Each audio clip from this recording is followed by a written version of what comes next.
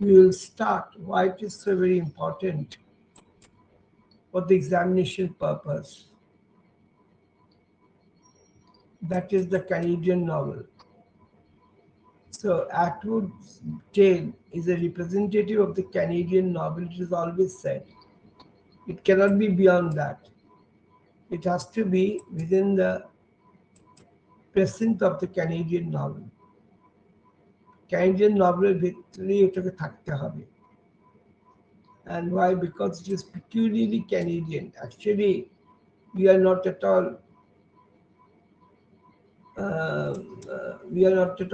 truly speaking,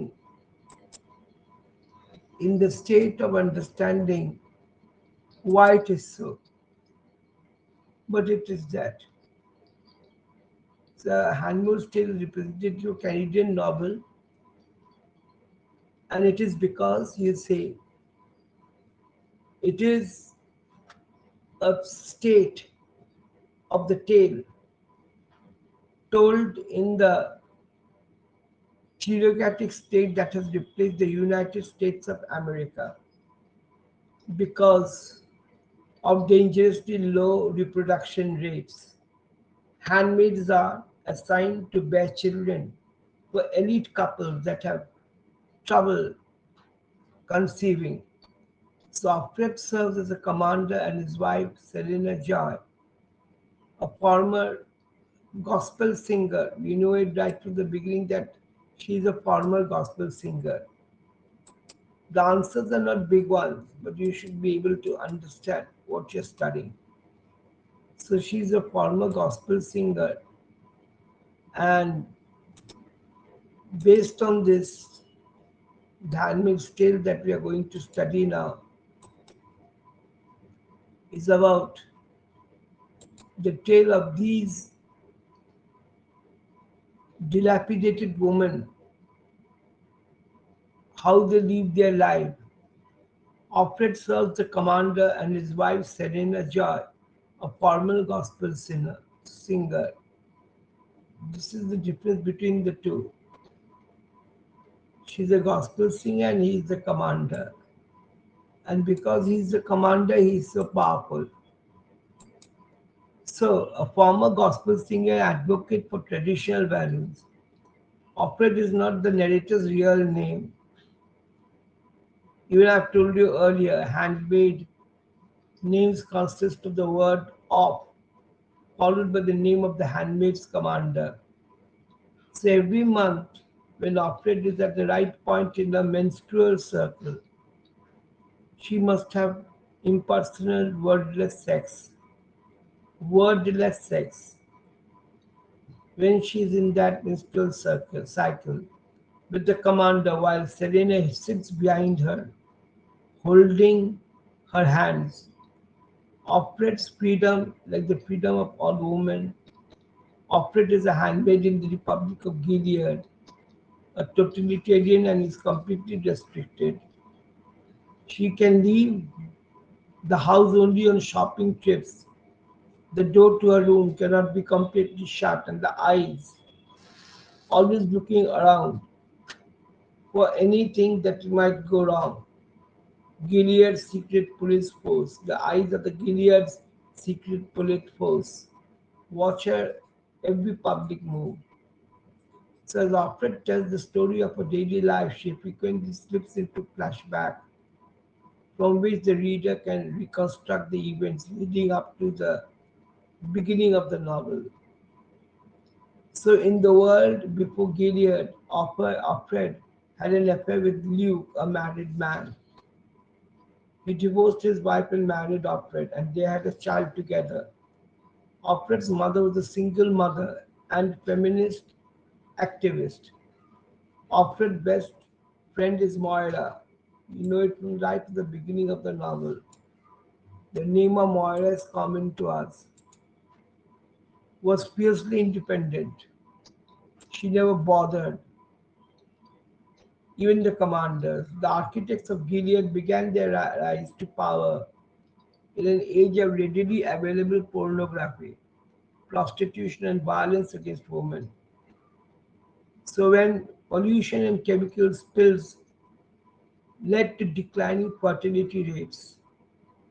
So, using the military, they assassinated the president and members of Congress and even launched a coup, claiming that they were taking power temporarily. They cracked down on women's rights.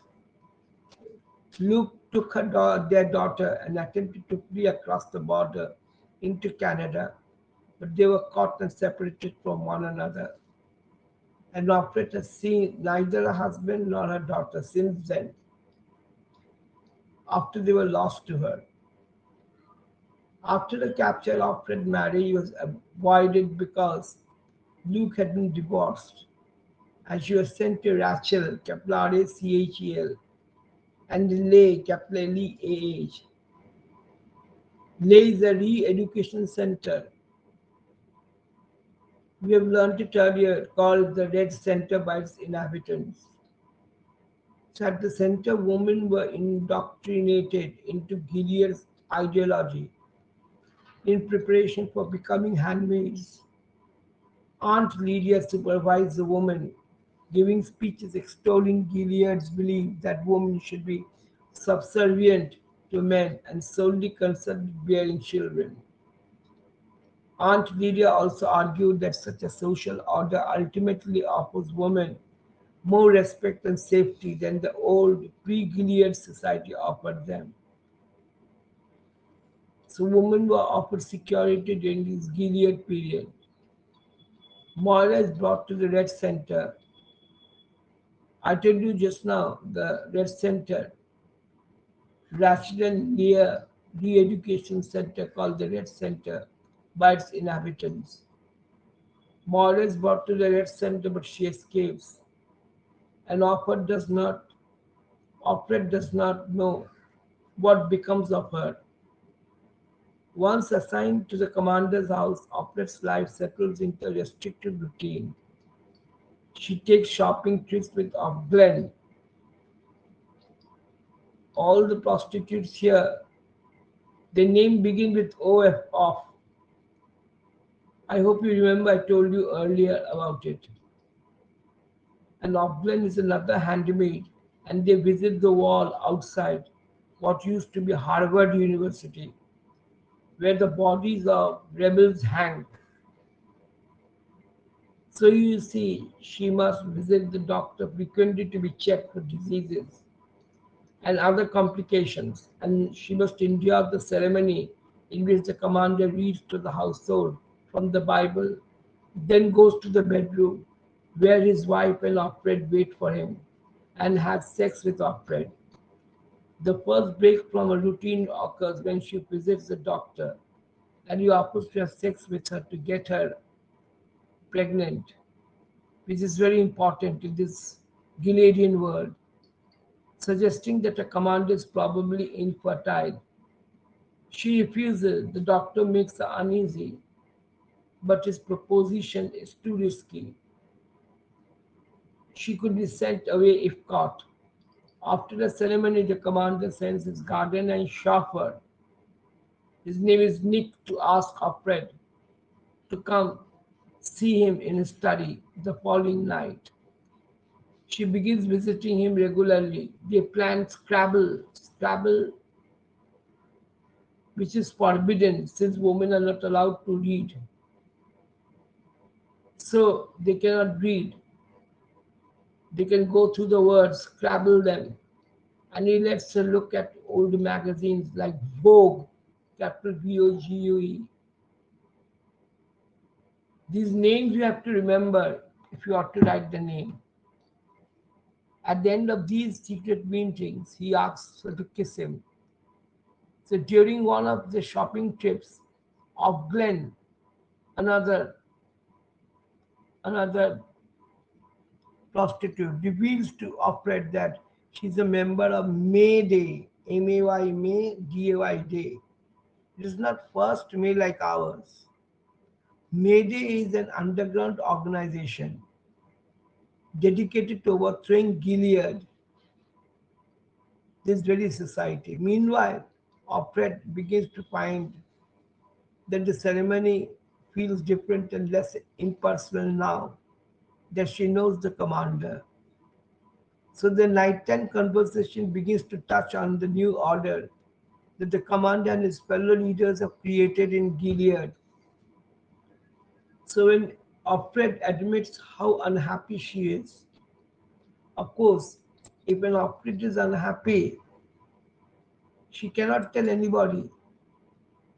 That is a crime to be told, to be shared with anyone. That is undoubtedly a crime. That is not allowed.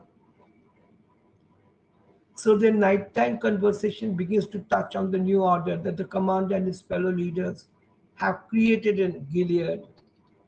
So when Offred admits how unhappy she is, the commander remarks, "You can't make an omelette without breaking eggs." This means what? That the breaking eggs over here, it means that you cannot have sex without penetrating it. After some time has gone by Offred, by without Offred becoming pregnant, Serena suggests that Offred have sex with Nick, Nick, secretly and pass the child off as the commander's. So Nick's child will be commander's child. Because the problem is not with Offred's sexuality, it is a problem with commander's sexuality. Even if he impregnates women, they cannot have child.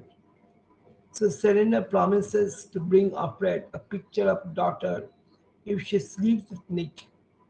And Offred realizes that Serena has always known the whereabouts of Offred's daughter.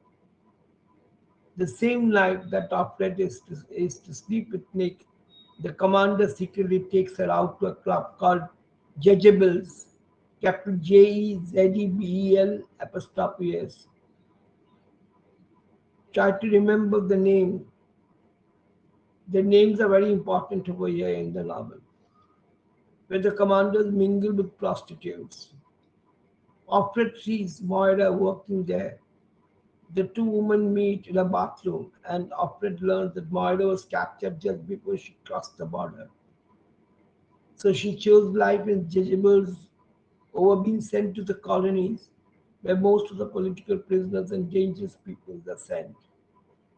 After that night, the Jezebel's Offred says she never sees Moira again. So once sent to the camp, you find what? That these prostitutes are lost and lost forever. Offred upstairs after the commander takes Offred upstairs after a few hours, and they have sex in what used to be a hotel room. She tries to feign passion. They have to do it, otherwise they'll be killed. Soon after, Offred returns from Jezebel's. Late at night, Selena arrives and tells Offred to go to Nick's room. Offred and Nick have sex. Soon they begin to sleep together frequently, without anyone's knowledge. Offred becomes caught up in the affair because you see, Offred will have to have it because the commander is incapable of impregnating Offred, and so Offred has to be impregnated by Nick. All arrangements are made by the commander's wife. Offred becomes caught up in the affair and ignores of Glenn's request that she gather information from the commander for Mayday. I told you earlier about this Mayday is not the first day of May. It is an event, an underground organization, you can say. Mayday is an underground organization. So soon after returns from Jezebel's late at night, Selena arrives and tells Offred to go to Nick's room. Offred and Nick have sex. Soon they begin to sleep together. So one day all the handmaids take part in a group execution of a supposed rapist, supervised by, supervised by Aunt Lydia, who belongs to the eyes. Ogwen strikes the first blow. Later, she tells Aunt Lydia, Ogwen strikes the first blow. Later, she tells Alfred that the so called rapist was a member of Mayday and that she hit him to put him out of his misery. Shortly thereafter, Alfred goes out shopping and a new Ogwen meets her. This new woman is not part of Mayday, and she tells Alfred that the old Ogwen hanged herself when she saw the secret police coming to her. So at home, Serena has found out about Alfred's trip to Jezebel's and she sends her to her room, promising punishment. Alfred waits there and she sees a black van from the Eyes approach. Eyes is the watch that is kept on these prostitutes in the Gileadian world. Then Nick comes in and tells her that Eyes are really Mayday members who have come to save her. Alfred leaves with them over the commander's futile objections not to do so. On her way either to prison or to freedom, she does not know which. So the novel closes with an epilogue from 2195, 2195, after Gilead has fallen. During this time, Gilead has already fallen, 2195, like how it is now 23, 2023.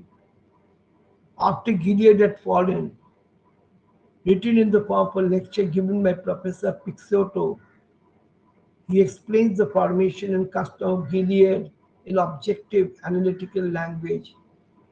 He discusses the significance of Alfred's story, which is turned up on cassette tapes in Bangor, Maine. Everyone knows about the Alfred story now. He suggests that Nick arranged Alfred's escape, but that her fate after that is unknown. She could have escaped to Canada, England, or she could have been recaptured. So you see the terrible fate of these women who are made handmaid, and that is what is retold to us, the story of the Gileadian world, the fake world that they have created for themselves. So these type of short questions are asked